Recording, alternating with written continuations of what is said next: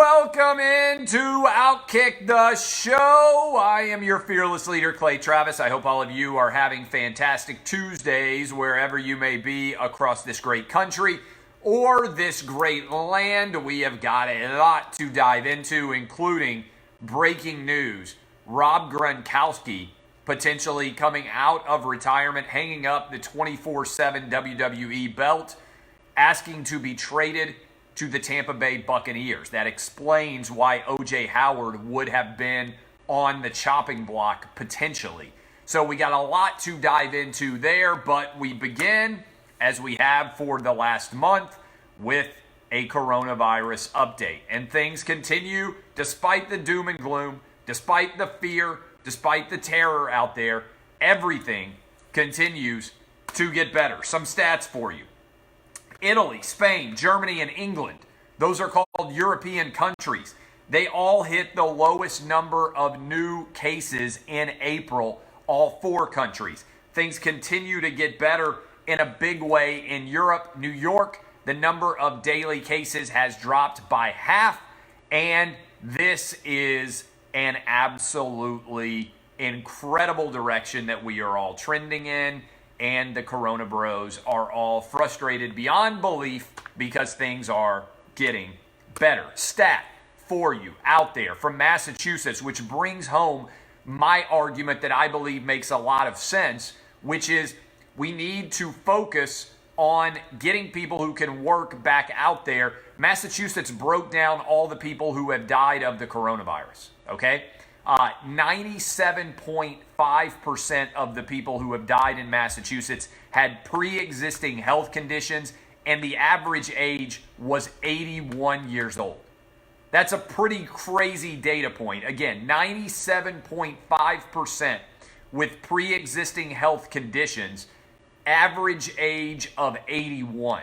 Also, new study coming out from USC and LA County, which squares with the study that came out from Stanford, saying that 4% of all of LA County has already had the coronavirus. This explodes the total number of people who've had the virus, a lot more than have tested positive for it. What does that actually mean? It means that the death rate is much closer, if not almost the exact same, as the yearly flu, as opposed to some unbelievable death rate, which we initially thought was the case when this was coming out of China. All of this militating in favor of the decision made by Tennessee, of the decision made by Texas, of the decision made by Georgia to go ahead and start opening the economy back up. It's time to get back to work. All right, how about Rob Gronkowski potentially to the Bucs? I got to be honest with you. As a Tennessee Titan fan, I am now crushed that the Titans passed on Tom Brady, and now it appears Rob Gronkowski to give $91 million to Ryan Tannehill. If this trade ends up happening, Gronkowski has, according to Ian Rappaport, told the Patriots that he's willing to come back, but only if they trade him to the Tampa Bay Buccaneers to play with to play with Tom Brady. This explains why already O.J. Howard was on the trade block. We talked about this last week. Didn't make a lot of sense that a number one overall pick like O.J. Howard for the Bucs, who has a lot of talent, would be on the trade block. Maybe the Bucs are willing to give O.J. Howard to the Patriots. Would the Patriots give up Julian Edelman and Rob Gronkowski in the process? I got to wonder if it's possible that the Patriots just say, let's go get completely younger. We'll get rid of Julian Edelman, who's 35 years old. We'll go ahead and trade Rob Gronkowski's rights because he effectively retired for us. And then Brady would be able to get the whole New England Patriot band back together, except he'd be adding Chris Godwin and he'd be adding Mike Evans to the roster of available playmakers. This is, if you are a Tampa Bay Buccaneer fan, reason for euphoria. I would be ecstatic beyond belief if I were a Tampa Bay Buccaneer fan to think about not only adding a healthy Rob Gronkowski, but also already having Tom Brady, a good defense. This team is a legit threat to win the NFC South.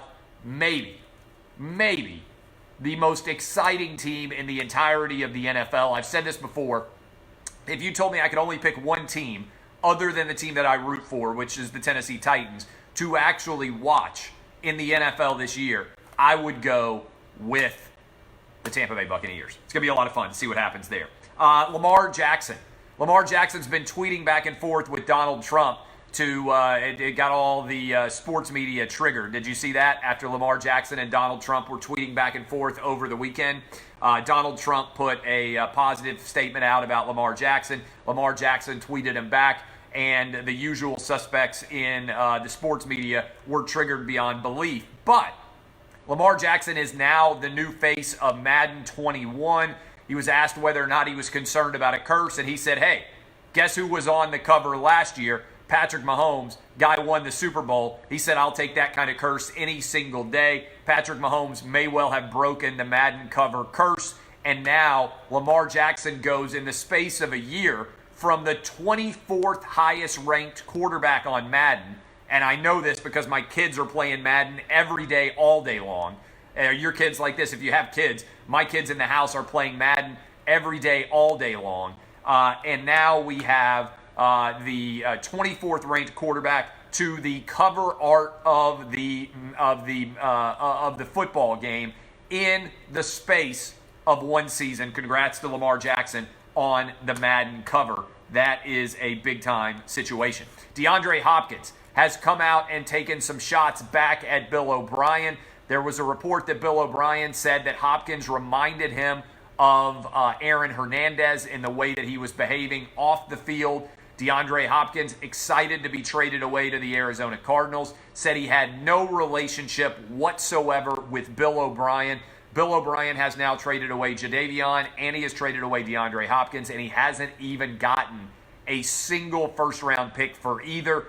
If I'm a Houston Texans fan, I ain't feeling very good about the advantages we've taken from having Deshaun Watson under his rookie deal. We know that at some point in time, he's going to demand full payment for his talents, and then the Houston Texans are going to have to cut even more players. This is not a good look for Bill O'Brien at all. Major League Baseball, new plan that has come out. Idea of playing in Texas, Florida, and Arizona. Commissioner Rob Manfred said he expected for the season to take place at some point this year.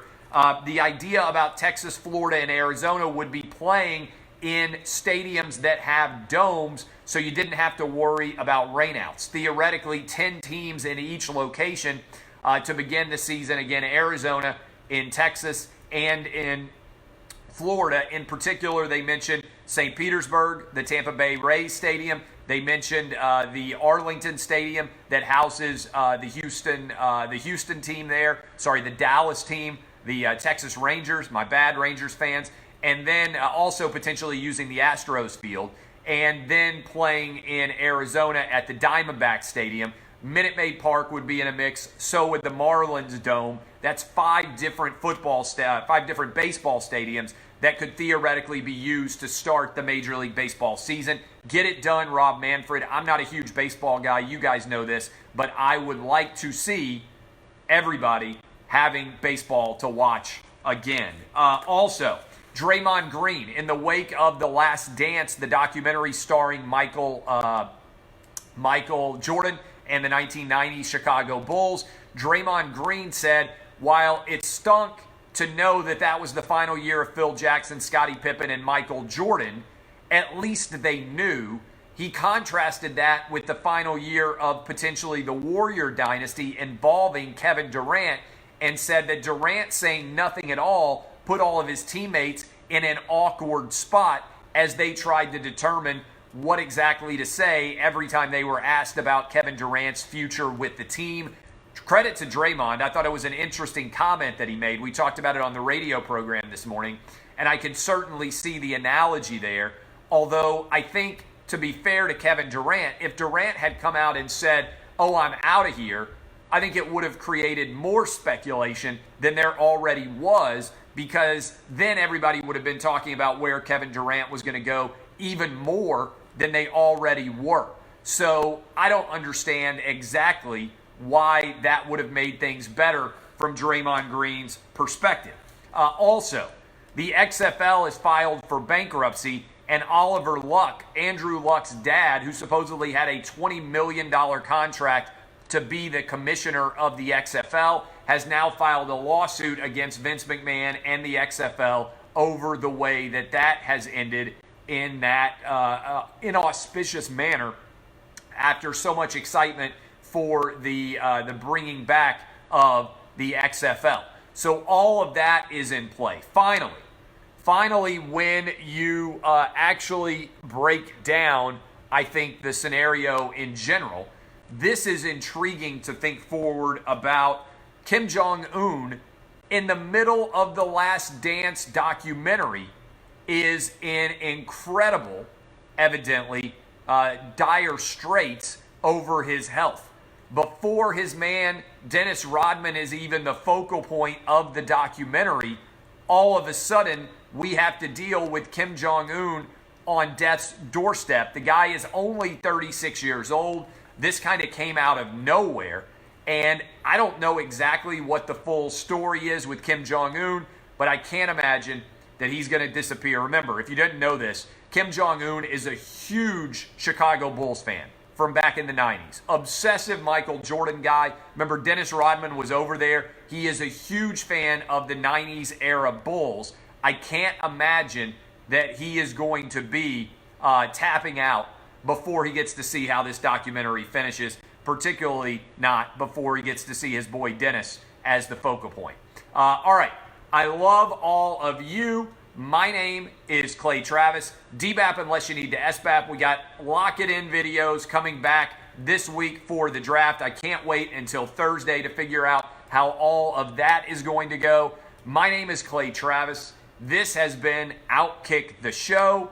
I love all of you. We'll be live tomorrow, 6 to 9 a.m. Eastern, 300 a.m. FM stations in all 50 states, plus Sirius XM Channel 83. I will see you guys tomorrow. Thank you. Kisses. See y'all. Love you. Thank you, Facebook. See y'all.